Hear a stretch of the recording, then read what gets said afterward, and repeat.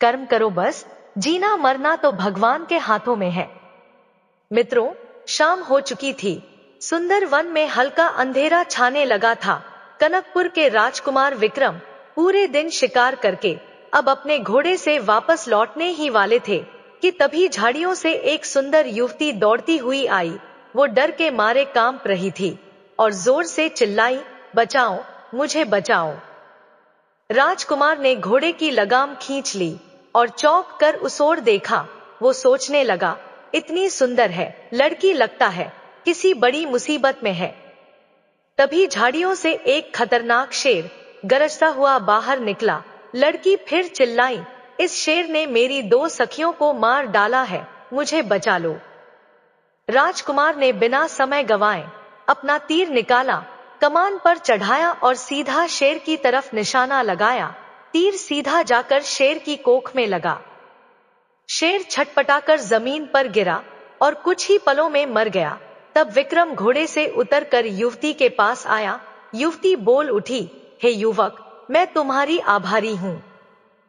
आज यदि तुम ना होते तो यह शेर निश्चय ही मुझे मार डालता। विक्रम मुस्कुरा कर बोला, हे सुंदरी, इसमें आभार प्रकट करने की क्या आवश्यकता है? अभी तुम्हारी मौत नहीं आई थी, इसलिए तुम बच गई। शेर की मौत आ गई थी, इसलिए वह एक ही वार से मारा गया। मरना और जीना तो भगवान के हाथ में है, मैं तो मात्र एक साधन हूं। विक्रम की बात सुनकर युवती ने प्रशंसा भरी दृष्टि से उसकी ओर देखा और कहने लगी, हे युवक, साहसी होने के साथ साथ तुम बुद्धिमान भी प्रतीत होते हो। कौन हो तुम? क्या अपना परिचय दोगे? इस पर विक्रम कहने लगा, मैं कनकपुर राज्य का राजकुमार विक्रम हूँ। युवती ने कहा, तुम कनकपुर राज्य के राजकुमार हो? विक्रम बोला, हाँ, क्या तुम्हें मेरे कथन पर विश्वास नहीं हो रहा है? युवती बोली, नहीं, ऐसी तो कोई बात नहीं है। तब विक्रम कहने लगा, हे सुंदरी, मैंने तो तुम्हें अपना परिचय दे दिया, अब क्या मैं तुम्हारा परिचय जान सकता हूँ? इस पर युवती ने कहा, मैं सुंदर नगर की राजकुमारी मेघा हूँ। विक्रम बोला, तुम सुंदर नगर की राजकुमारी मेघा हो? युवती ने कहा, हाँ, क्या तुम्हें भी मेरे कथन पर विश्वास नहीं हो रहा है? विक्रम बोला, नहीं, ऐसी तो कोई बात नहीं है। मैं यह सोचकर चौंका हूँ कि यदि तुम सुंदर नगर की राजकुमारी हो तो अकेली इस वन में क्या कर रही थी? इस पर मेघा कहती है, मैं अपनी 2 सखियों के साथ रथ में बैठकर इस वन में स्थित गौरी माँ के मंदिर में पूजा करने आती हूँ। आज भी मैं अपने सखियों के साथ गौरी माँ की पूजा करने ही आई थी कि अचानक शेर ने रथ पर छलांग लगाकर मेरे दोनों सखियों को अपना शिकार बना लिया और मैं जान बचाने के उद्देश्य से रथ से कूदकर दौड़ती भागती तुम्हारे पास आ पहुंची। इससे आगे की घटना तो तुम जानते ही हो। तब विक्रम बोला, अच्छा, यह बताओ राजकुमारी कि तुम प्रतिदिन यहाँ आकर गौरी माँ से क्या मांगा करती हो? मेघा बोली, कुंवारी कन्याएं गौरी माँ की पूजा इस उद्देश्य से करती हैं कि उन्हें अच्छा पति मिल जाए। विक्रम ने पूछा, तो क्या गौरी माँ ने अभी तक तुम्हारी यह पुकार नहीं सुनी है? क्या तुम्हें अभी तक सुयोग्य पति नहीं मिला है? इस पर मेघा कहने लगी, लगता है आज गौरी माँ ने मेरी पूजा स्वीकार करके मेरी पुकार सुन ली है। मैं जैसा पति चाहती थी वह इच्छा पूरी होती सी लग रही है।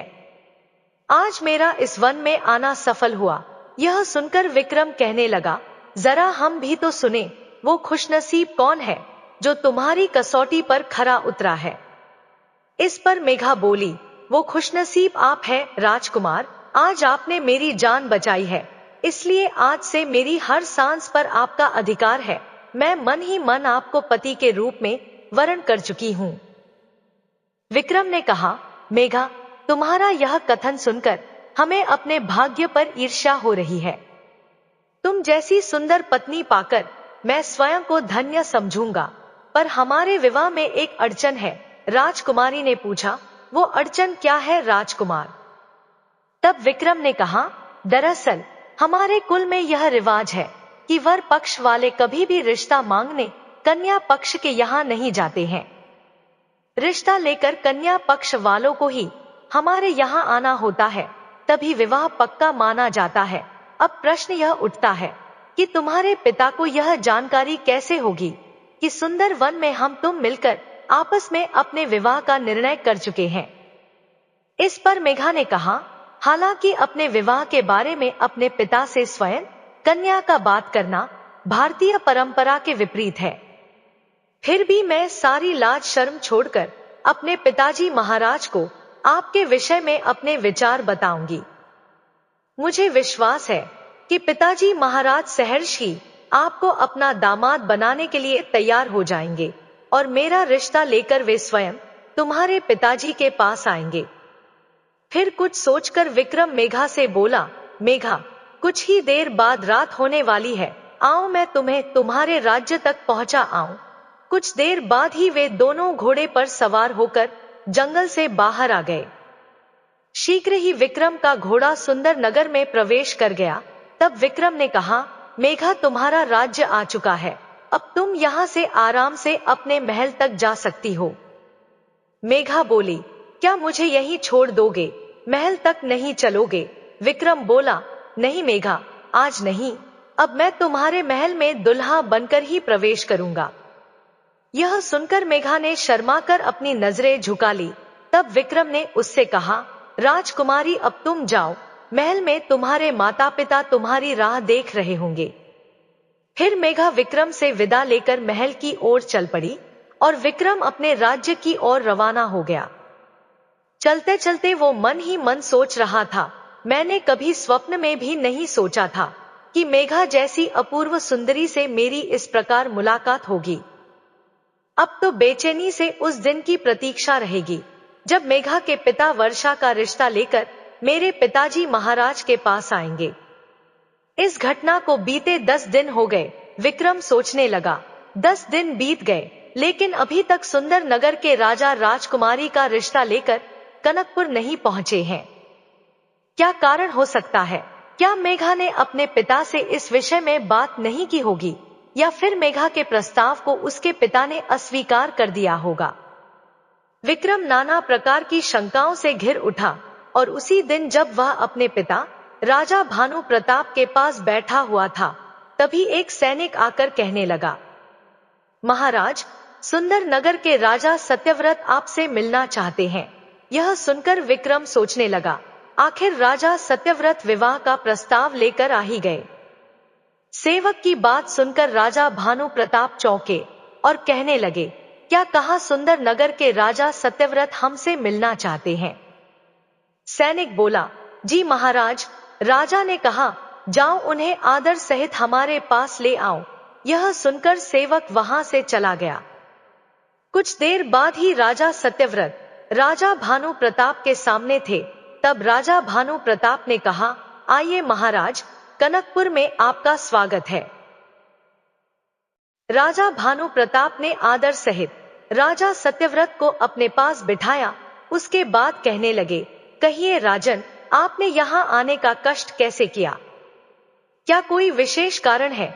इस पर राजा सत्यव्रत बोले, विशेष कारण ही समझिए राजन। मैं अपनी पुत्री मेघा का रिश्ता आपके पुत्र विक्रम के लिए लेकर आया हूँ। यह सुनकर राजा भानु प्रताप कहने लगे, ओह राजन, यह तो बहुत खुशी की बात है। आपसे संबंध जोड़ना तो हमारे लिए गौरव की बात है। हमें आपका प्रस्ताव स्वीकार है। फिर वे दोनों प्रेम से एक दूसरे के गले मिले।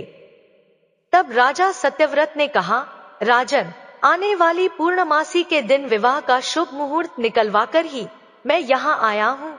आपकी इस विषय में क्या राय है? राजा भानु प्रताप ने कहा, राजन, हम पूर्णमासी के दिन ही राजकुमार विक्रम की बारात लेकर सुंदर नगर पहुंच जाएंगे। फिर पूर्णमासी के दिन दूल्हा बनकर विक्रम घोड़े पर चढ़ा।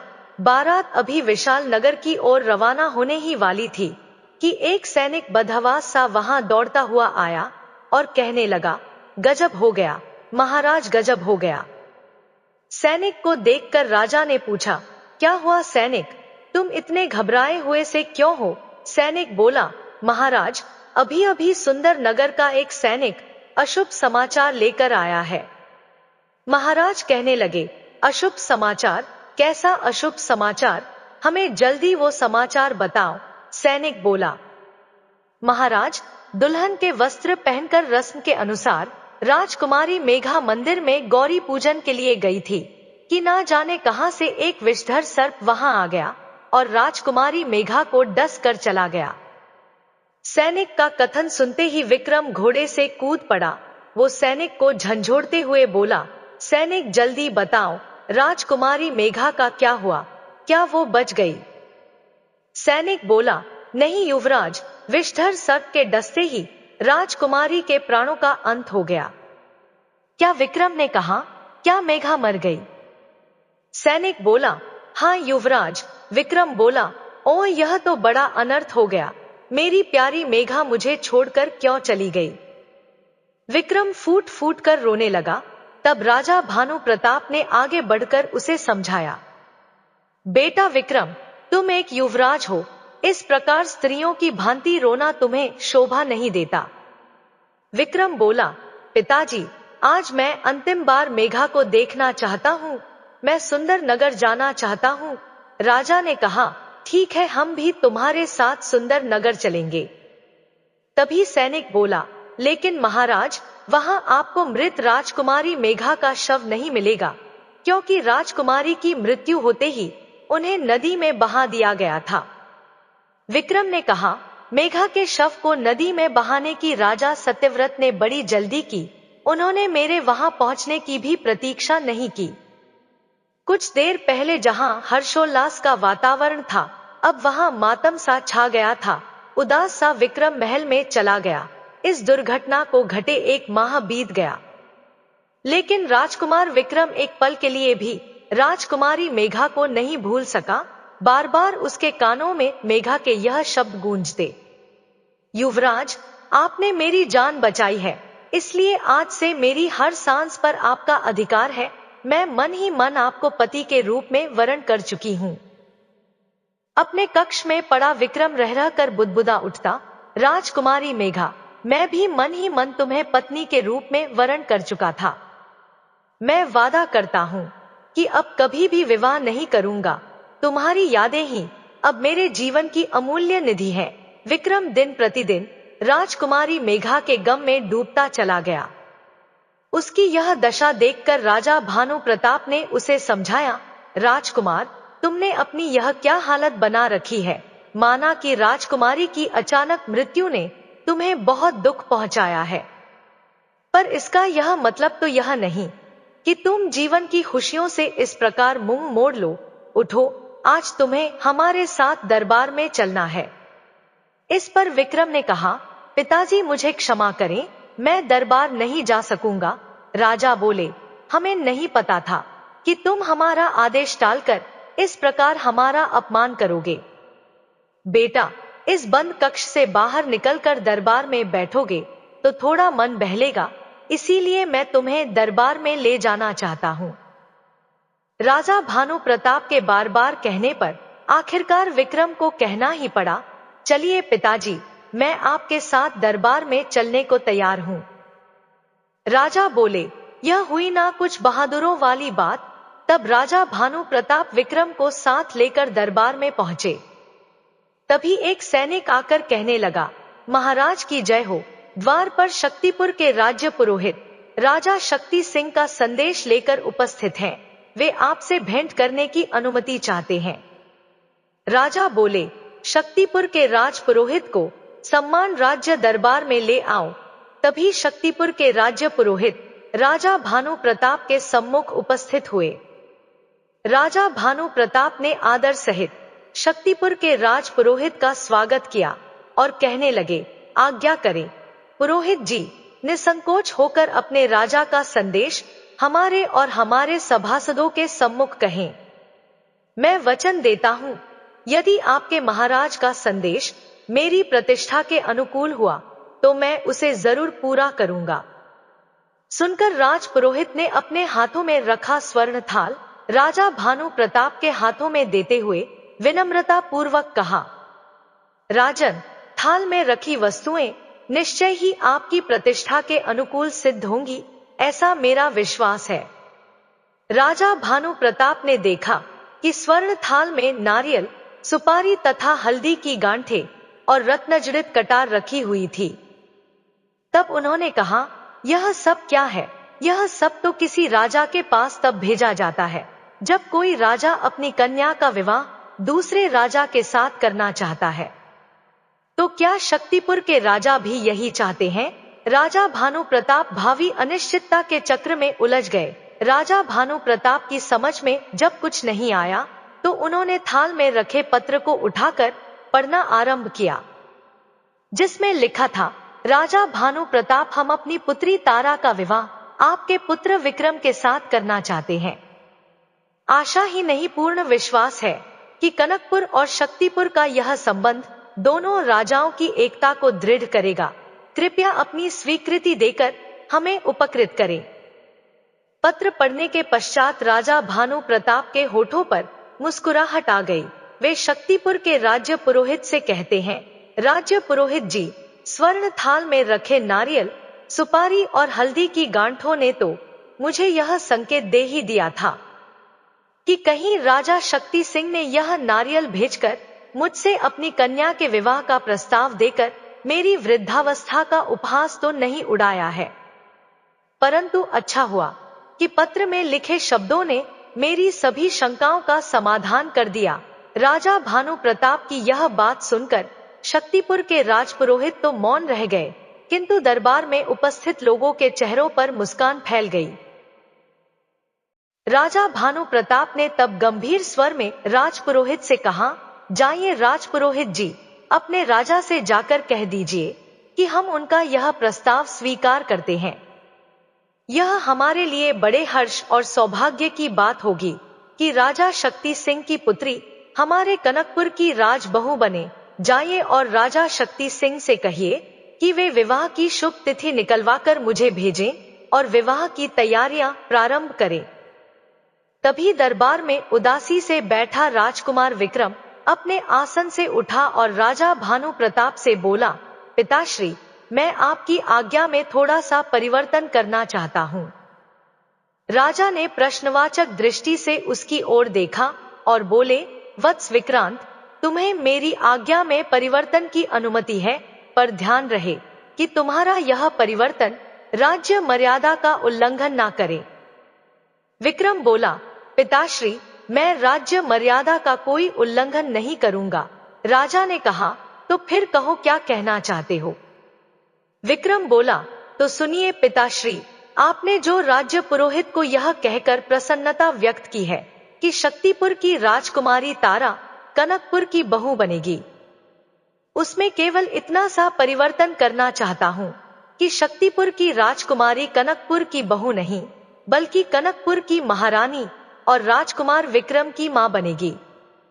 राजा भानु प्रताप विक्रम का कथन सुनकर कुछ क्षणों के लिए स्तब्ध रह गए। सभासदों में भी फुसफुसाहट सी दौड़ गई और शक्तिपुर के राज्य पुरोहित भी चौंक पड़े।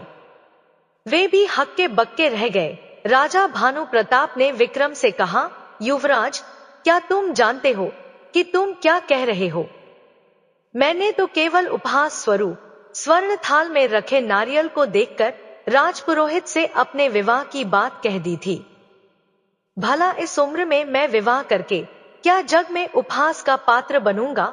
बेटा, राजकुमारी तारा का विवाह तो तुम जैसे युवा और योग्य राजकुमार से ही शोभा देता है। इस पर विक्रम बोला, पिताश्री, राजपूत अपने वचनों के धनी होते हैं। उनका कहा हुआ वाक्य पत्थर पर लकीर की तरह अमिट होता है। यदि आपने उपहास स्वरूप भी कुछ कहा है तो वह मेरे लिए सत्य है, और सत्य की रक्षा करना ही एक सच्चे राजपूत का परम धर्म और कर्तव्य होता है।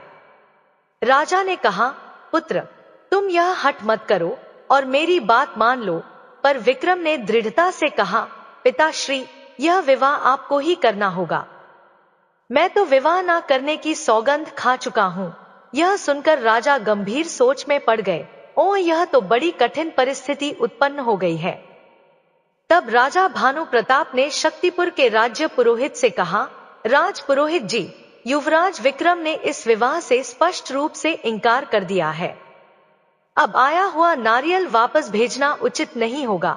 आप शक्तिपुर जाकर राजा से कहिए कि युवराज विक्रम के स्थान पर हम स्वयं उनकी पुत्री से विवाह करने को तैयार है। यदि उन्हें यह संबंध स्वीकार हो तो कृपया शीघ्र हमें अपने निर्णय से अवगत कराएं। यह सुनकर राजपुरोहित वहां से रवाना हो गए। शक्तिपुर वापस लौटकर राजपुरोहित ने सारी बात राजा शक्ति सिंह को बताई। सारी बात जानकर राजा कहने लगे, हमने तो सपने में भी नहीं सोचा था कि युवराज विक्रम इस विवाह से इनकार कर देंगे। अब हम क्या करें? क्या विवाह का भेजा गया नारियल वापस मंगा लें? राजा शक्ति सिंह बुरी तरह परेशान हो उठे। तब राजपुरोहित ने उन्हें समझाया, महाराज, राजा भानु प्रताप युवा पुत्र के पिता होते हुए भी पूर्णतया जवान है। उनके साथ तारा का विवाह करना उचित ही रहेगा। आप बिना कुछ सोच विचार किए यह संबंध स्वीकार कर लें। राजा ने कहा, हाँ, अब तो यह संबंध स्वीकार करना ही पड़ेगा। राजा शक्ति सिंह ने अपनी स्वीकृति की सूचना शीघ्र ही राजा भानु प्रताप के पास भिजवा दी।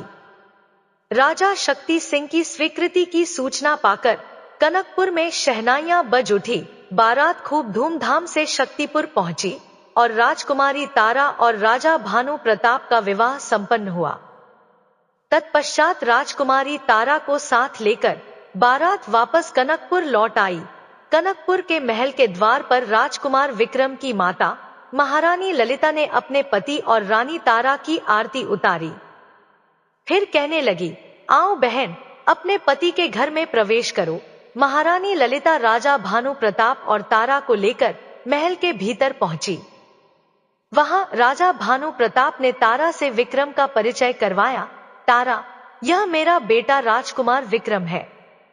विक्रम ने आगे बढ़कर तारा के चरण स्पर्श किए और कहा, मां, आपका वात्सल्य और स्नेह अपने सिर पर सदैव रहने का आशीर्वाद चाहता हूं। रानी तारा ने एक नजर विक्रम को देखा और उसे आशीर्वाद दिया, सदा सुखी रहो। संकोचवश अपने हम उम्र विक्रम को वो पुत्र ना कह सकी। काल चक्र चलता रहा। राजा भानु प्रताप रानी तारा के रूप लावण्य तथा यौवन सागर में डूबते चले गए। 1 वर्ष पश्चात रानी तारा ने एक पुत्र को जन्म दिया। रानी ललिता कहने लगी, तारा, बधाई हो, आज तुमने मां बनकर मातृत्व का गौरव पा लिया है। एक बार फिर कनकपुर में शहनाइयां बज उठी। राजा भानु प्रताप ने अपने पुत्र का नाम अभय रखा। तारा का महल पुत्र अभय की किलकारियों से गूंजने लगा। धीरे धीरे उम्र की सीढ़ियां चढ़ता हुआ अभय बड़ा होने लगा। रानी तारा राजकुमार विक्रम को भी पुत्रवत प्यार करती थी। कई बार महाराज और उनकी दोनों रानियों ने विक्रम को विवाह करने के लिए बहुत समझाया, पर वह सदा टालता रहा। एक दिन वो कहने लगा, पिताश्री, आप कृपया करके मेरे विवाह का जिक्र ना किया करें। मेरी विवाह की इच्छा राजकुमारी मेघा की मृत्यु के साथ ही समाप्त हो गई थी। धीरे धीरे 15 वर्ष बीत गए। एक दिन राजा का गुप्तचर एक महत्वपूर्ण सूचना लेकर आता है और कहता है, महाराज, सूर्यगढ़ के राजा सूर्यभान ने हमारे राज्य पर आक्रमण कर दिया है। यह सुनकर राजा भानु प्रताप क्रोध से कांप उठते हैं। उन्होंने तुरंत ही विक्रम को बुलवाया और कहने लगे, विक्रम, सूर्यगढ़ के राजा सूर्यभान ने हमारे राज्य पर आक्रमण कर दिया है। मैं उनका सामना करने के लिए अपनी सेना के साथ जा रहा हूं, पर युद्ध पर जाने से पहले मैं चाहता हूं कि युवराज के रूप में मैं आज ही तुम्हें प्रजा के सम्मुख युवराज घोषित कर दूं, ताकि मेरी अनुपस्थिति में तुम राज्य के सारे कार्यों को पूरा कर सको। यह सुनकर विक्रम कहने लगा, पिताश्री, आपकी अनुपस्थिति में मैं राज्य कार्य संभालने की आज्ञा तो स्वीकार करता हूं, परंतु युवराज पद के लिए मैं चाहता हूं कि मेरे स्थान पर मेरे छोटे भाई अभय को युवराज घोषित किया जाए।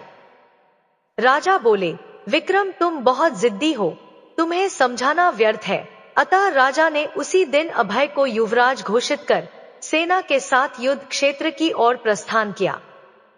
सुंदर वन के बाहरी क्षेत्र में राजा भानु प्रताप और सूर्यभान की सेनाओं का आमना सामना हुआ। कुछ ही समय बाद दोनों ओर से सैनिकों की लाशों का ढेर लग गया। दोनों राजा एक दूसरे से युद्ध करने लगे। वे एक दूसरे पर बढ़ चढ़कर वार कर रहे थे।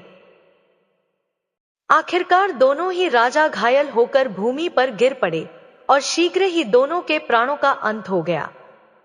राजा भानु प्रताप को वीरगति प्राप्त होते देख उनकी सेना में क्रोध की लहर दौड़ गई। वे बिजली की भांति दुश्मन की सेना पर टूट पड़े।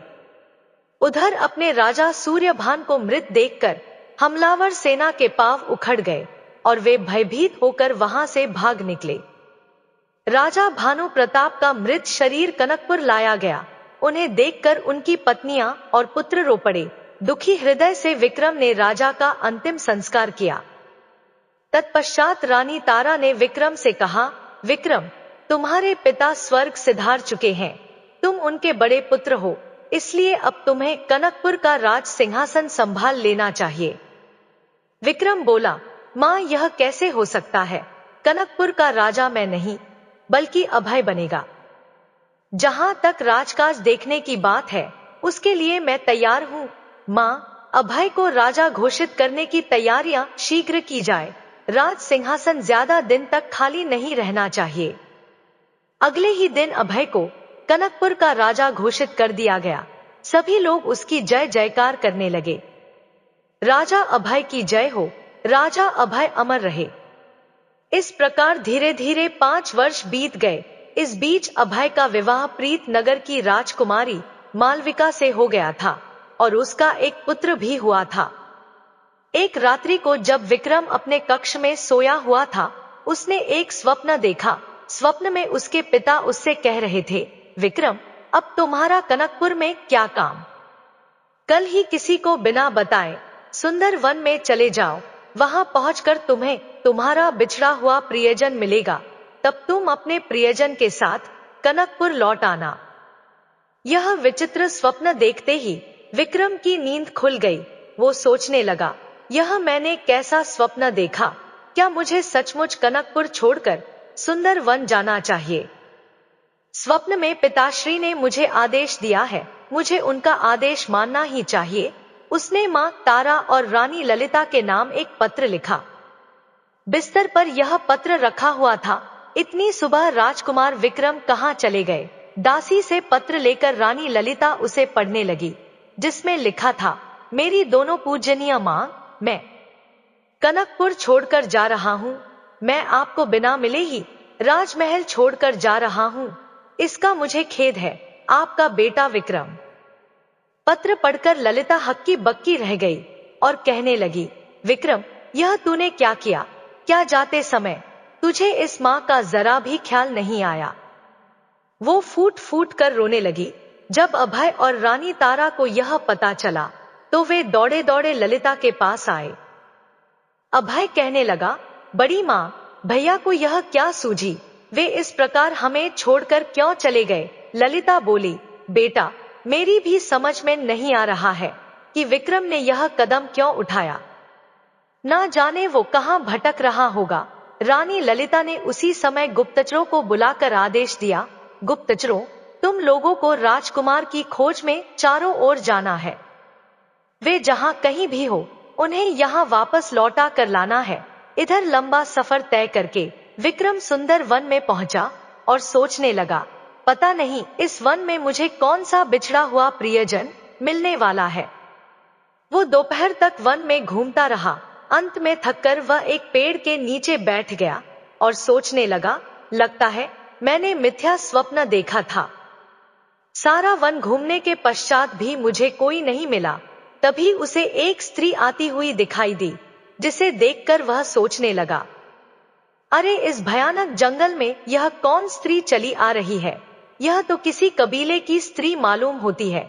जैसे ही वह स्त्री विक्रम के पास पहुंची, उसे देखकर विक्रम आश्चर्यचकित हो गया और कहने लगा, मेघा तुम? मेघा बोली, विक्रम, आप यहाँ? विक्रम ने कहा, मेघा, मुझे जल्दी बताओ कि तुम इस समय जीवित कैसे हो? क्या सर्प के डसने की घटना झूठी थी? मेघा बोली, नहीं राजकुमार, वो घटना सच्ची थी। सर्प के डसने से मेरा सारा शरीर नीला पड़ गया था। सांस भी बहुत धीमी हो गई थी। तब मुझे मृत समझकर मेरे परिवार वालों ने मुझे नदी में बहा दिया था। मैं नदी में बहती जा रही थी कि तभी एक कबीले वाले ने मुझे नदी से निकाल लिया। फिर उन्होंने मेरे नीले पड़े शरीर से यह अनुमान लगाया कि मुझे किसी सर्प ने डसा है। उन्होंने तुरंत ही मेरा उपचार शुरू कर दिया, मेरे शरीर का विष निकाला और मुझे फिर से स्वस्थ कर दिया। यह सुनकर विक्रम कहने लगा, ओ मेघा, बहुत दुख भरी कहानी है तुम्हारी, पर एक बात मेरी समझ में नहीं आई। जब तुम पुनः जीवित हो गई थी तो वापस लौटकर अपने राज्य क्यों नहीं आई? क्या तुम भूल गई कि हमारा विवाह संबंध तय हो चुका था और विवाह होने वाला था? इस पर मेघा ने कहा, राजकुमार, मुझे सब कुछ याद था, पर मैं ऐसी परिस्थितियों में फंस गई थी कि चाहकर भी वापस नहीं लौट सकी। कबीले वालों का नियम है कि जो स्त्री एक बार उनके कबीले में आ जाती है उसे वे फिर छोड़ते नहीं हैं। वे जैसे भी हो उस स्त्री की खोज करके उसे पुनः अपने कबीले में शामिल कर लेते हैं। विक्रम बोला, यह बड़ा सख्त नियम है कबीले वालों का। अच्छा, यह तो बताओ कि कबीले वाले अपना पेट कैसे पालते हैं? मेघा ने कहा, कबीले का प्रत्येक स्त्री पुरुष जंगल जाकर सर्पों को पकड़ता है और उन्हें मारकर उनकी खालों को मुंह मांगे दामों पर बेचकर अपना पेट पालता है। मैं भी आज इस जंगल में सांप पकड़ने आई थी कि तुम मिल गए। विक्रम ने पूछा, मेघा, क्या ऐसा कोई उपाय है जिसको करने से तुम्हें कबीले वालों की कैद से छुटकारा मिल सके? मेघा बोली, उपाय तो है, पर वह उपाय बड़ा ही कठिन है। विक्रम ने कहा, तुम बताओ तो सही, मैं तुम्हारे लिए कुछ भी करने को तैयार हूं। तब मेघा बोली, अगर किसी इच्छाधारी नाग की मणि मिल जाए तो कबीले का सरदार उस मणि को लेकर बदले में मुझे कबीले की कैद से रिहा कर सकता है। विक्रम ने पूछा, लेकिन इच्छाधारी नाग मिलेगा कहां और वह अपनी मणि भला किसी को क्यों देगा? मेघा बोली, ऐसी बात नहीं है विक्रम, इस वन में एक इच्छाधारी नाग नागिन का जोड़ा रहता है। वो जोड़ा बड़ा ही नेक स्वभाव का है। विक्रम ने पूछा, क्या तुम जानती हो कि वो इच्छाधारी जोड़ा इस वन में कहाँ रहता है? मेघा बोली, हाँ, मैं जानती हूँ। विक्रम ने कहा, तो आओ जल्दी से उस जगह चलते हैं। अगले ही पल वे दोनों वहां से चल पड़े। राह में विक्रम ने मेघा से पूछा, मेघा, जब तुम कबीले से निकलने का उपाय जानती थी तो इच्छाधारी नाग से मणि लेकर कबीले से छुटकारा पाकर वापस क्यों नहीं लौटी? इस पर मेघा कहने लगी कि इच्छाधारी से मणि लेने के लिए स्त्री और पुरुष दोनों को ही नाग नागिन के जोड़े के पास जाना पड़ता है। भला कबीले का कौन पुरुष मेरे साथ इच्छाधारी नाग के पास मणि मांगने जाता? इच्छाधारी नाग नागिन उस जोड़े को ही अपनी मणि देते हैं, जिसके विषय में वे जान लेते हैं कि सचमुच ही उसे उनकी मणि की आवश्यकता है। अगर कोई लालची आदमी मणि मांगने उनके पास जाता है तो वे दोनों तुरंत ही उसे डस लेते हैं। एक बिल के पास जाकर मेघा रुकी। मेघा ने टोकरी में रखा दूध का पात्र निकाला और उसे बाम्बी के मुंह के पास रखकर बोली, हे इच्छाधारी नाग नागिन, बाम्बी से बाहर आकर दूध पी लो। एक दुखियारी तुम्हारे द्वार पर आई है, बाहर आकर उसकी पुकार सुनो। अगले ही पल बाबी से नाग नागिन का जोड़ा बाहर निकला। बाहर आकर वे दोनों आकर दूध पी लिया।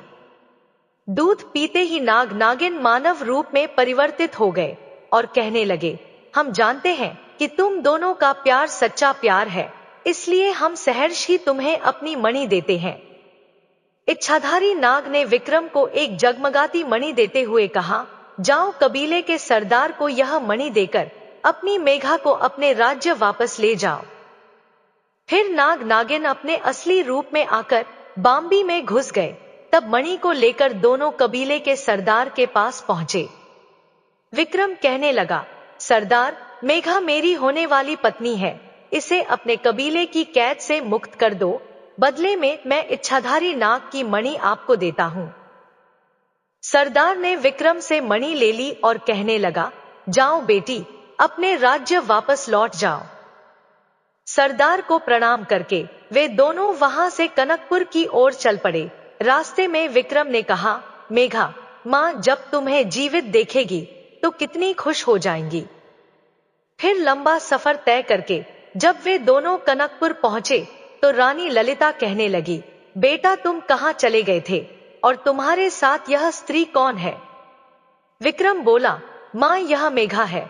वर्षों पहले इसी के साथ मेरा विवाह होने वाला था। इस बेचारी के साथ बहुत बड़ा हादसा हुआ है। मैं आपको शुरू से उस हादसे के बारे में बताता हूँ। फिर विक्रम ने मेघा के साथ घटी सारी घटनाएं विस्तार पूर्वक ललिता और तारा को बता दी। सारी बात जानकर ललिता और तारा ने मेघा को गले से लगा लिया और कहने लगी, मेघा तुमने बड़ा दुख पाया है। विक्रम की स्वीकृति से अगले दिन ही विक्रम और मेघा का विवाह हो गया। तब विक्रम का छोटा भाई अभय कहने लगा, भैया आपके विवाह की खुशी में उपहार स्वरूप कनकपुर का राज्य मैं आपको भेंट करता हूँ। मेरी भेंट अस्वीकार ना करना। इस पर विक्रम ने कहा, भाई तुमने यह कैसा अनोखा उपहार दिया है? रानी तारा और ललिता के काफी जोर देने पर विक्रम ने कनकपुर का राजा बनना स्वीकार कर लिया। अब राजा विक्रम रानी मेघा के साथ सुखपूर्वक जीवन बिताते हुए अपने राज्य को सुचारू रूप से चलाने लगता है। मित्रों, कहानी कैसी लगी कमेंट करके जरूर बताएं। वीडियो को लाइक शेयर करें और हमारे चैनल को सब्सक्राइब करें। धन्यवाद।